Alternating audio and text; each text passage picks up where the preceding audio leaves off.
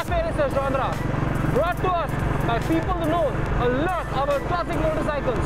Royal Enfield. Now this bike packs a 535cc single-cylinder engine that produces, well, adequate brake horsepower and torque. But the bike also features very sticky Pirelli tires, suspension by Paoli, brakes by Brembo. It's a phenomenal package that offers wonderful handling, a wonderful riding experience, and also proper cafe racer styling.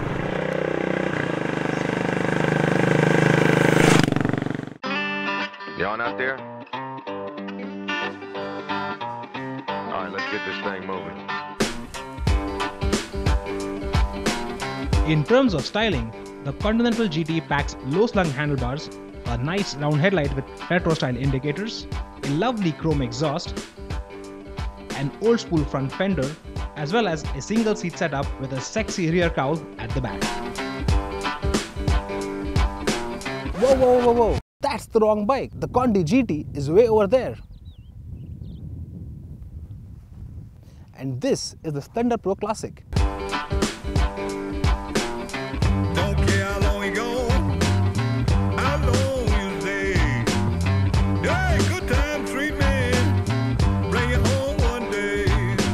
Hero's take on a cafe racer at 1/4 the price of that.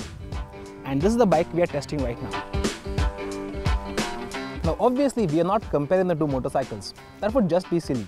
While the Continental GT was designed to be a cafe racer from the ground up, what Hero did with the Classic was take their highest selling motorcycle in the country, the Splendor, and convert it into a cafe racer of sorts. Now, you might be wondering, what the hell was Hero thinking when they came up with this idea? But honestly, there's a lot more to this bike than meets the eye.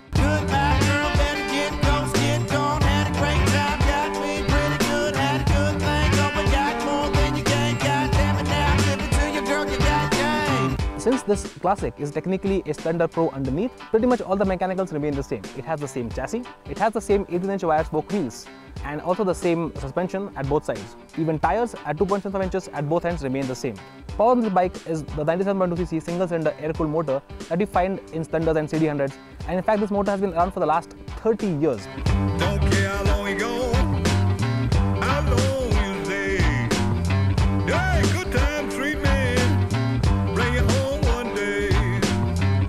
Powering this bike is the same 97.2cc single-cylinder air-cooled motor that has been plying our roads for the last 30 years. It's been on Splendor, CD100s, the works. Of course, this motor is the one from the Splendor Pro, which means it makes a little more power and torque as compared to the original motor from the CD100. Power is at 8.36 PS and torque is at 8.02 Nm. Now, since all the mechanicals are identical, so is the wheelbase. That's at 1230mm.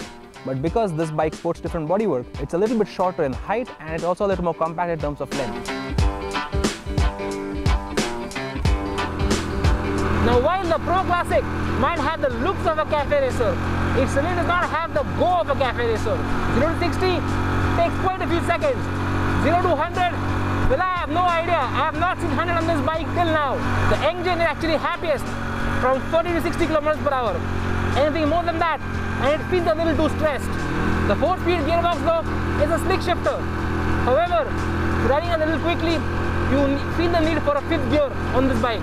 Now, Hero's dedication to making a proper old-school cafe racer is quite remarkable. Not only does this bike not have rear foot pegs, it doesn't even have brackets for them. And just like old-school cafe racers which didn't have main stands to help them lean better, well, Pro Classic, no main stand. Now, that's some dedication on Hero's part, doesn't it? Of course, there are some things that do stick out in terms of design. Now, while the fuel tank looks good, it's the tank from the Pro Classic. With the new stickering, it does look good, it does look retro, but the problem is this fuel lid. There's only one word for it, ugly. There's a huge gap underneath and it kind of breaks the design of the whole old school cafe racer. Now, talking about design, the first thing you realize that it's a single-seater. Now, that's really saying something. And also to go with the whole cafe racer classic look, you've got these low-slung clubman style handlebars. I think they look really cool. The whole classic design features, they're all around. So it's a lot of roundness. You know, you have the round headlight, round indicators, round tail light as well, round mirrors, and there's loads of chrome all around. So you see this exhaust right here, as well as the front fender, a lot of chrome, a very classic design touch.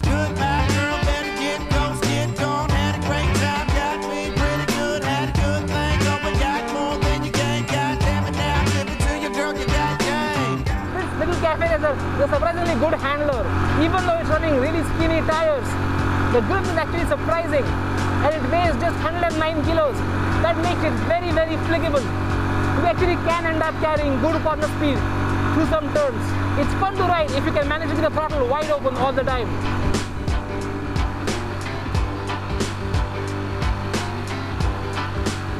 Also, the shifter on the left side, Hero has stuck with the standard heel toe shifter from the Splendor. Now, it might be retro in terms of Splendors, but in terms of cafe racers, not so retro. And also, if you use your toes to shift only, you're going to damage your boots pretty quickly. There's a sharp edge underneath that shifter. I think that's a missed opportunity in terms of making a properly classic design. But otherwise, the bike is quirky but good looking.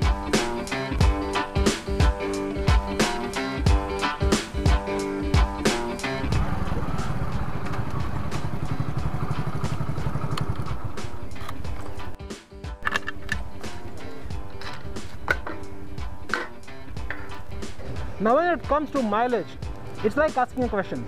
Do ducks quack? Yes. Do crows fly? Yes. Do pigeons take a poop all over your car? Yes. Does a Splendor get great mileage? Of course it does. We got 68 km per liter in our tests, and that's with my weight on the bike. Someone lighter can get even more mileage. Now where does that leave us with the Splendor Pro Classic? To elaborate, let me tell you a story from my college days. Back in the year 2000, I wanted a Hero Honda CBZ, but my parents flat out refused. They were like, get a Splendor or take the bus to college, and I chose a Splendor. Back then, I think if we had a bike like this, I would have chosen this any day. But I think by that sense, then this bike is about 10 to 15 years too late in the market. College kids these days prefer flashier bikes, more powerful bikes like the Yamaha FZ for example. And the Splendor has become pretty much a workhorse. So there, a single seat Splendor might not work. But maybe there's a market for this bike in smaller towns. Regardless, I'm just happy that Hero is trying new things with their motorcycles. But to put things really in perspective, you have to consider the pricing. At Rs 48,650 ex-showroom Delhi, this might just be the most affordable and the most efficient cafe racer in the world today. It's just 1,600 rupees more as compared to the regular Splendor Pro with wire spoke wheels and drum brakes. So if you're someone who's looking for a good looking retro motorcycle but on a very strict budget, I don't think you can do better than this bike.